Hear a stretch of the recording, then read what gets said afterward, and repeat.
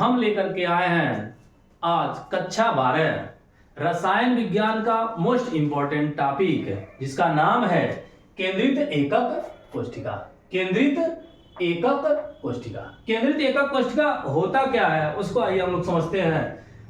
वह एकक कोष्ठिका जिसमें अवयवी कण कोनों के अतिरिक्त अन्य स्थितियों पर क्या हों उपस्थित हों, अन्य स्थितियों पर क्या हों उपस्थित हों, तो उन्हें हम क्या कहते हैं केंद्रित एकक कोष्ठिका कहते हैं। अब केंद्रित एकक कोष्ठिका के हम लोग प्रकार देखेंगे। केंद्रित एकक कोष्ठिका के प्रकार देखा जाए तो ये होते हैं आपके तीन प्रकार के। केंद्रित एकक कोष्ठिका आपके तीन प्रकार के होते हैं। पहला जो आपका प्रकार है अंतः मतलब होता है काय केंद्रित एकक कोष्ठिका। काय केंद्रित एकक कोष्ठिका को इंग्लिश बोलते हैं body centred unit cell. Body centred unit cell.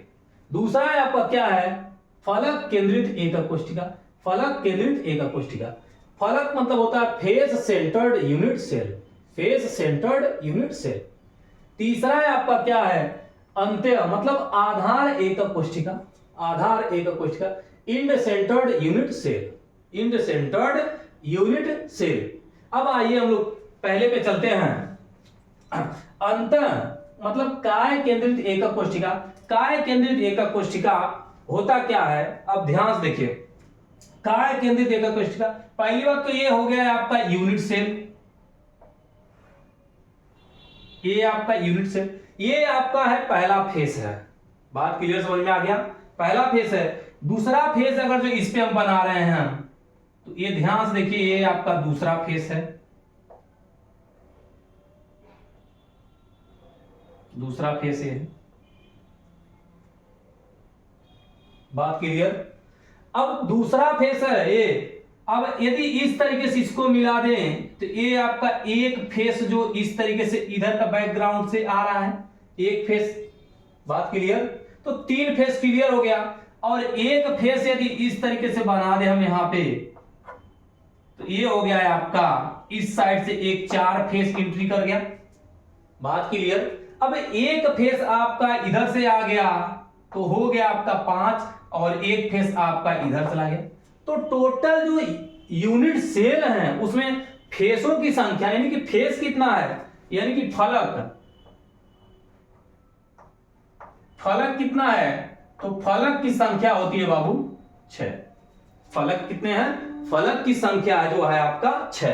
अब कोना कितना है तो कोना है आप देखिए 1 यहां पे 2 यहां पे 3 4 5 6 7 8 कितने कोने हो गए आपके तो कोना है आपका हो गया बाबू 8।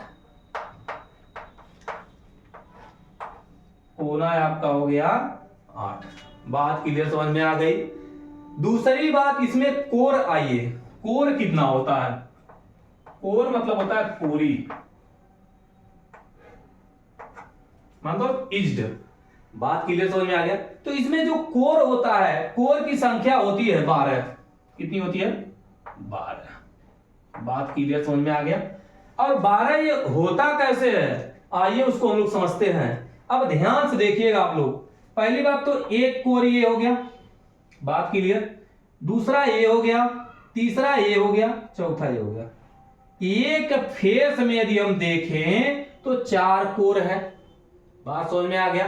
यदि ऐसे ही एक फेस यदि हम और बना दें 1 2 3 4 तो 4 ये वाला और 4 ये तो 8 फेस अभी तक क्लियर हो गया। 8 कोरी। ये ध्यान दीजिए आप 1 2 3 4 तो 4 4 4 तो 4 3 12 तो कोर की संख्या आपका कितना निकल गया 12। बात क्लियर समझ में आ गई। अब इसमें आता है कणों की संख्या।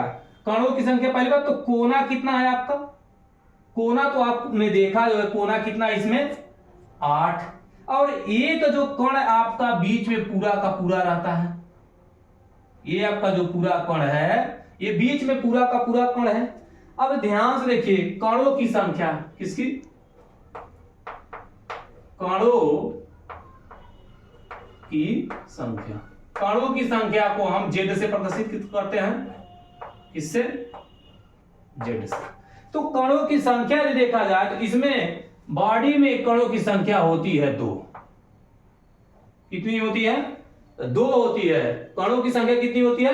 2 होती है। और वो 2 कैसे होती है? अब ध्यान दीजिए, पहली बात तो आपके कोना कितना है?